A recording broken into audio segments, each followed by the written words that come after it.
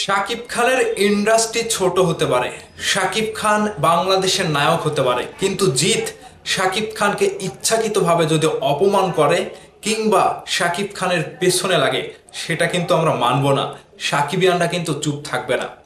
এই যে পোস্টটা আপনারা দেখতে পাচ্ছেন জিৎ ক্রিয়েশন থেকে, যেটা বলা হয়েছে ওইটুকু জায়গা থেকে ওর আবার বড় বড় কথা বলে। ভারতে সিনেমা রিলিজ দিলে বোঝা যায় কত ধানে কত সাল, এই তো অবস্থা। নিচে ফটো আকারে যেটা বলা হয়েছে, জিৎ গোটা ভারত প্লাস বাংলাদেশের ফ্যান বেজ। শাকিব খান গোটা বাংলাদেশের ফ্যান বেজে সীমাবদ্ধ। এই যে এই প্লে কার্ডটা জিৎ ক্রিয়েশন থেকে বানিয়ে শাকিব খানকে অপমান করছে। কয়েকদিন থেকে দেখছি শাকিব খানের পেছনে এরা লেগেছে।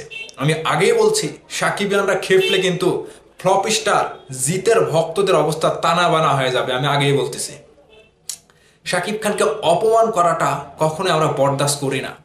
একটা জিতের কয়টা হিট সিনেমা রয়েছে, শাকিব খানের যত কয়টা হিট সিনেমা রয়েছে, জিতের অতগুলো সিনেমাও নাই। একের পর এক ফ্লপ সিনেমা দিয়ে জিত কিন্তু হারিয়ে গিয়েছে। আমার মনে হচ্ছে যে জিতের যদি আবার শক্তি অর্জন করতে হয় তাহলে একটু শাকিব খানকে নাড়া দিতে হবে। সাকিবিয়ানরা সেই বিষয়টা নিয়ে একটু কথা বলবে, জিত একটু আলোচনায় আসবে। এটাই কি কারণ?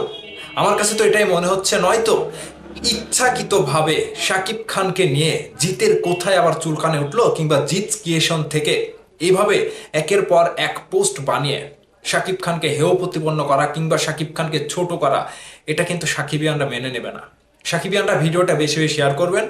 আমরা জিতের মতো ফ্লপ স্টারের মুখে এরকম কথা শুনতে চাই না, কিংবা শাকিব খানকে নিয়ে ছোট করলে তাকে আমরা ছাড় দেব না। শাকিব খানের ইন্ডাস্ট্রি ছোট হতে পারে, শাকিব খান বাংলাদেশের গোটা বাংলাদেশের সুপারস্টার, বাংলাদেশের যে জনপ্রিয়তা রয়েছে সেখানে কলকাতার জিত শুধুমাত্র একটা রাজ্যের নায়ক। শাকিব খান একটা রাষ্ট্রের নায়ক, আর জিত একটা রাজ্যের, একটা বাংলা ভাষার রাজ্যের নায়ক। সেখানে শাকিব খানের দাপট কতটুকু আমরা তো বুঝতে পেরেছি। কলকাতার মানুষ তো বুঝতে পেরেছে যে জিতের মর্দানি কতটুকু। জিতের যদি এতটাই মর্দানি থাকতো তাহলে শাকিব খানের মতো এসে বাংলাদেশেও রাজত্ব করত। জিতের যদি এতটাই মর্দানি থাকতো তাহলে কলকাতার বড় বড় প্রোডাকশন হাউস শাকিব খানকে নিয়ে সিনেমা বানাতো না। জিতের যদি এতটাই জনপ্রিয়তা থাকতো, তিনি যদি ইনভেস্ট করা টাকা তুলেই দিতে পারতো, তাহলে কলকাতার প্রোডাকশন হাউস, প্রডিউসার, পরিচালক, ডিরেক্টর শাকিব খানের উপর নির্ভর হতো না। কলকাতার বড় বড় প্রোডাকশন হাউস থেকে শাকিব খানকে এখনো অফার করা হয়, যেখানে জিতকে গোনেই না তারা। জিত এতটাই ডুবে গেছে যেখানে জিতের উপরই তারা ভরসা করতে পারে না, যে জিতকে নিয়ে সিনেমা করলে বারবার ফ্লপ হয়। ফ্লপ স্টারের, ফ্লপ চাঁদের তকমা পেয়েছে জিত।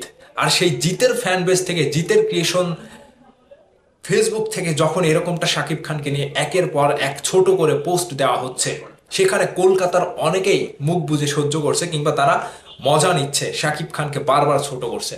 আমি আগেই বলে দিই, কলকাতার যেই হোক শাকিব খানের পেছনে যদি লাগতে আসেন, সাকিবিয়ানরা চুপ থাকবে না। আর পাশাপাশি কলকাতার যারা শাকিব খানকে নিয়ে কথা বলেন সেটাও কিন্তু থাকবে না, সেটাও বন্ধ হয়ে যাবে যে কোনো যে কোনো পর্যায়ে গিয়ে।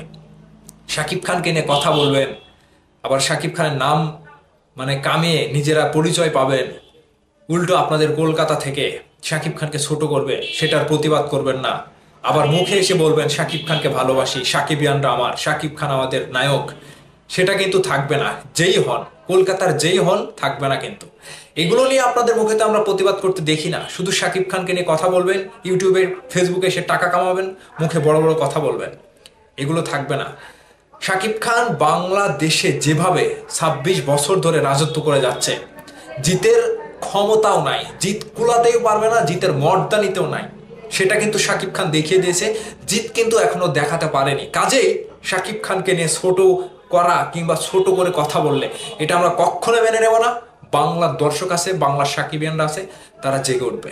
সাকিবিয়ানরা কথা একটাই, শাকিব খানকে ছোট করলে তার কতটুকু জবাব আমরা দিতে পারি সেটা আমরা দেখিয়ে দিতে পারি। কি পারি না? অবশ্যই কমেন্ট করে জানাবেন। ভালো থাকবেন সবাই।